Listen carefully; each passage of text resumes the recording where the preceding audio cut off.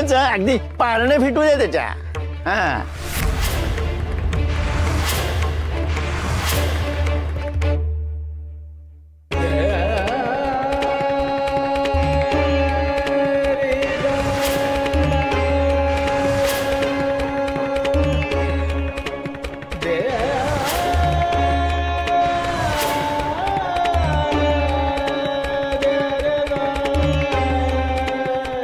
₹110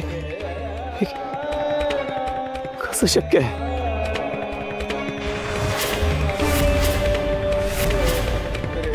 मी तर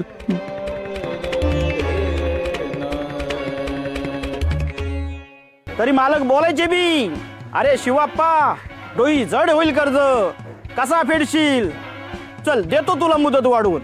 असं करत करत मुदत वाढत गेली आणि हा उलटा फिरला ना. हो म्हणतो कसा ₹10 घेतलेत म्हणून. खोटा आहे हे. तुम्ही सगळे मालकाचे गुलाम आहात म्हणून असं म्हणताय.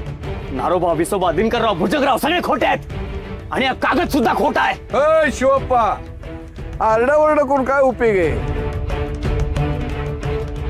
मालक स्वतःचा निवाडा करणार होते, ते तुम्हाला चालणार होते, पण मी न्यायाची बाजू घेईन म्हणून ते चालणार नाही. होय, तुम्हाला सत्यवचनी आणि एकनिष्ठ म्हणून पंचक्रोशीत ओळखतात. तुम्ही सत्याचीच बाजू घ्या आणि योग्य तो निवाडा करा. आता कोण खरं कोण खोटं हे आपले हरिश्चंद्राचे अवतार अण्णा महाजन सांगतील की. सत्य बोलण्यासाठीच बसवलं त्यांना. आता बोला की, लय तोंड सुख घेतलं ना माझ्यावर. आता बोला की रघुनाथ उर्फ अण्णा महाजन, न्यायच बाहेर येईल ना तोंडातून. सत्यच वादाल ना. बोला की. शिवाप्पा, कागदावर स्वाक्षरी तुमचीच आहे. हो, ₹10 कर्ज आहे असं म्हणतात. अहो मग ₹110 कागदावर स्वाक्षरी कशी केली?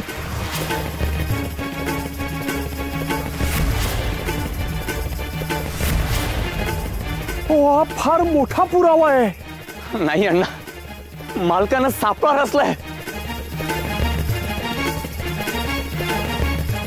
पंचांना आणि गावकऱ्यांना विठुरायाची शपथ घेऊन सांगतो, अहो मी फक्त ₹10 कर्ज घेतलं होतं. माझ्यासारखा सामान्य परिस्थितीतला माणूस इतकं कर्ज कशासाठी घेणार? तुम्हाला माझं जगणं, माझं वागणं सगळंच माहिती आहे.